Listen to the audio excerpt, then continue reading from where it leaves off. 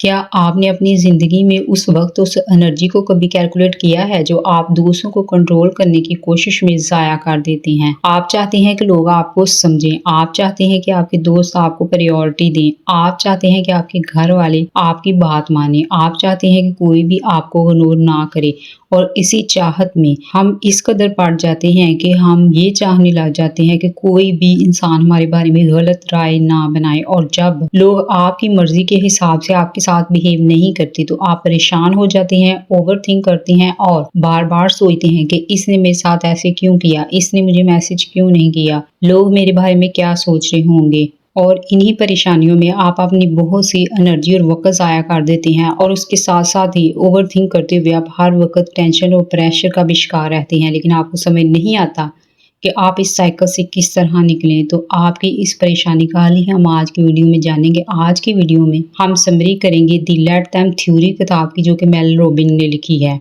जिसमें उन्होंने हमें इन परेशानियों से निकलने का एक बहुत ही आसान तरीका बताया है। लेट देम, जी हाँ, इन्हें करने दें।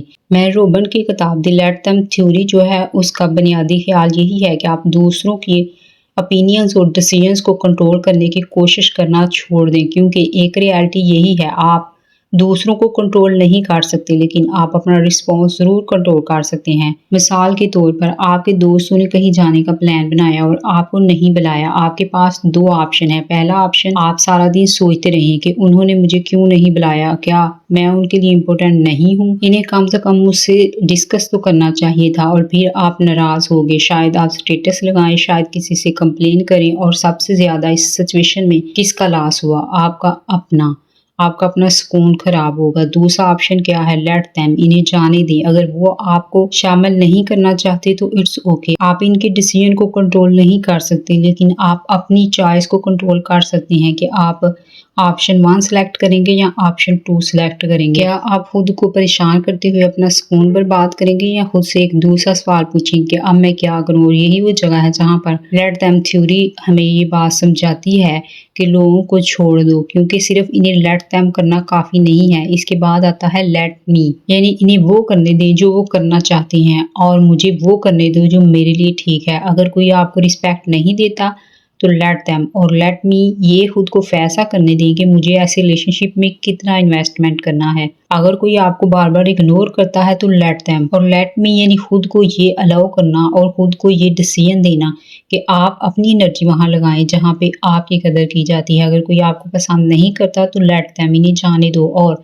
लेट मी, खुद को जाने दो कि अपनी ज़िंदगी अपनी वैल्यूज़ के मुताबिक खुद को जीने दो। ये छोटी सी चेंज आपकी ज़िंदगी से बहुत सा अननेसेसरी स्ट्रेस ख़त्म कर सकती है। आप अक्सर ये समझते हैं कि आपको सुकून तब मिलेगा जब आपके इर्द-गिर्द के लोग बदल जाएंगे, वो वैसे हो जाएंगे जैसे आप चाहते हैं। लेकिन प्रॉब्लम ये है कि दूसरों को बदलने की कोशिश करना एक नेवर एंडिंग जॉब है और एक नेवर एंडिंग साइकिल है। आप किसी को मजबूर नहीं कर सकते कि वो आपको पसंद करे, आप किसी को मजबूर नहीं कर सकते कि वो आपको अंडरस्टैंड करे, आप किसी को मजबूर नहीं कर सकते कि वो आपको प्रायोरिटी दे, आप किसी को मजबूर नहीं कर सकते कि वो आपकी सेल्फ वर्थ जाने। और जितना ज्यादा आप ये करने की कोशिश करते हैं इतनी ही ज्यादा फ्रस्ट्रेशन के अंदर आप जाते हैं। इसलिए लेट देम का मतलब ये नहीं है कि आप हर गलत चीज को बियर करें, ये बहुत इंपॉर्टेंट फर्क है।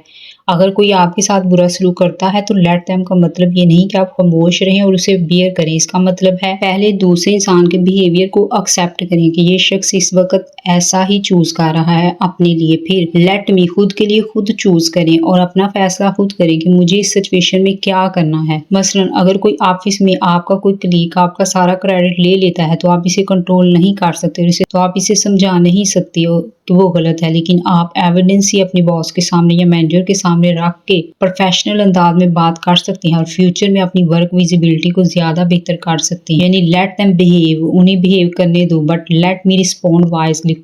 खुद का जो रिस्पॉन्ड है उसको वाइजली खुद चूज करो। और यही इस किताब का सबसे ज्यादा पावरफुल लेसन है कि अगर आप ये देखते हैं कि आपका दोस्त आपसे ज्यादा आगे निकल गया है अपनी जिंदगी में, उसने कोई नई कार ले ली है, नया बिजनेस कर लिया है या कोई जॉब या ट्रैवल आपसे अच्छा कर रहा है, तो आपको उसको देख के अपनी जिंदगी छोटी लगने लग जाती है। और यहाँ पर ही लेट देम थ्योरी हमारी काम आती है कि लेट देम, इन्हें कामयाब होने दें, इन्हें अपनी जिंदगी जीने दें, इन्हें अपनी अचीवमेंट शेयर करने दें। और फिर लेट मी, यानी मुझे अपनी अपनी पर फोकस करें, क्योंकि किसी और की जिंदगी और कामयाबी देखकर आप अपनी जिंदगी से नाराज होकर अपनी जिंदगी में आगे नहीं बढ़ पाएंगे।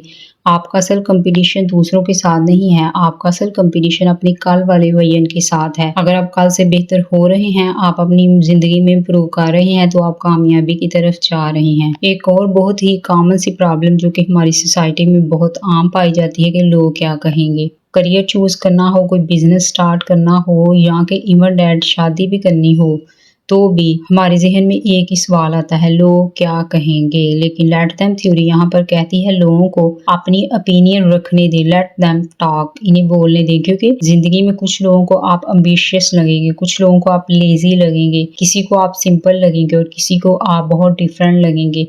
इसका मतलब है कि आप मुख्तलिफ लोगों को मुख्तलिफ तरह से लगेंगे। तो फिर सवाल ये नहीं होना चाहिए कि सब लोग मेरे बारे में क्या सोचते हैं, क्योंकि सब लोग आपके बारे में एक जैसा सोचते ही नहीं हैं। बल्कि सवाल ये होना चाहिए कि मैं खुद अपनी ज़िंदगी के बारे में क्या सोचता हूँ। और यहाँ पर ही एक इम्पोर्टेंट लेसन आथर हमें देती हैं कि आपकी ज़िंदगी की डायरेक्शन दूसरों के रिएक्शन से नहीं, आपकी वैल्यू से डिसाइड होनी चाहिए। और लेट देम थ्योरी हमें रिलेशनशिप के बारे में भी बहुत कुछ सिखाती है। कभी कभी हम अपनी ज़िंदगी में किसी रिलेशनशिप में किसी दूसरे शख्स को इतना चेंज करने की कोशिश करते हैं कि वो रिलेशनशिप हमारे लिए एग्जॉस्टिंग बन जाता है। हम कहते हैं वो ऐसा क्यों नहीं समझता, वो पहले जैसा क्यों नहीं रहा, वो मुझे वक्त क्यों नहीं देता, मैं इसे कैसे पहले जैसा करूं या कैसे चेंज करूं। लेकिन कभी कभी आथर कहती हैं हमें ये समझने की जरूरत होती है कि लोग अपने एक्शन से बता रहे होते हैं कि वो क्या चाहते हैं और वो कौन है। और हमें हर बार इनके वर्ड्स पर नहीं, इनके बिहेवियर के पैटर्न्स पर भी नजर डालनी चाहिए। अगर कोई बार बार आपको डिसअपॉइंट करता है तो लेट देम, उसको करने दें। लेकिन लेट मी, खुद फैसला करें कि मुझे बार बार उसी जगह पर वापस जाना है कि नहीं। अगर कोई रिलेशनशिप में एफर्ट नहीं डाल रहा तो लेट देम, उन्हें करने दें। लेकिन लेट मी, खुद फिर ये डिसाइड करें कि मुझे अपनी एनर्जी बार बार वहां लगानी है या नहीं लगानी। और यहाँ पर आथर हमें एक और बहुत इंपॉर्टेंट कंसेप्ट समझाती हैं कि लेट देम का मतलब हमेशा रिलेशनशिप खत्म करना नहीं होता है। लेट देम का मतलब किसी को छोड़ना नहीं है। इसका मतलब सिर्फ उनके बिहेव को कंट्रोल करने की ख्वाहिश छोड़ देना है। आप सामने वाले इंसान को उसकी चॉइस दे दें और खुद को अपनी चॉइस खुद दें। यानी जब भी डेली लाइफ में कोई ऐसी सिचुएशन आए तो अपने आप से हमेशा दो सवाल पूछे। पहला लेट देम कि वो क्या चूज कर रहे हैं, और दूसरा लेट मी कि अब मैं क्या चूज कर सकता हूँ। लेट देम, वो मुझे चूज नहीं करते, बट लेट मी, मुझे अपनी जिंदगी को खुद आगे लेकर जाना है। और यही इस किताब का असल सबक है और यही थ्योरी आथर हमें इस किताब के अंदर दे रही हैं कि आपकी जिंदगी तब आसान होना शुरू होती है जब आप दूसरों को कंट्रोल करने की कोशिश कम करते हैं और खुद को कंट्रोल करने की कोशिश ज्यादा करते हैं। तो आप आज से ही एक छोटी सी प्रैक्टिस शुरू कर सकते हैं कि जब भी किसी के बिहेव से आप अपसेट हो तो उससे कहें लेट देम, और फिर वो फौरन कहें लेट मी, यानी वो जो करना चाहते हैं करने दें और मुझे जो करना चाहिए मैं वो करूंगा। क्योंकि at the end of the day आपकी ज़िंदगी दूसरे लोगों के डिसीजन से नहीं बनती, आपकी ज़िंदगी आपके खुद के डिसीजन से बनती है और बदलती भी है। और हकीकत यही है कि आपको अपनी ज़िंदगी को आसान बनाने के लिए बहुत ज़्यादा चीज़ें सीखने की ज़रूरत नहीं होती है। कभी कभी हमें सिर्फ कुछ चीज़ें छोड़ देना, लेट देम करना सीखने की ज़रूरत होती है।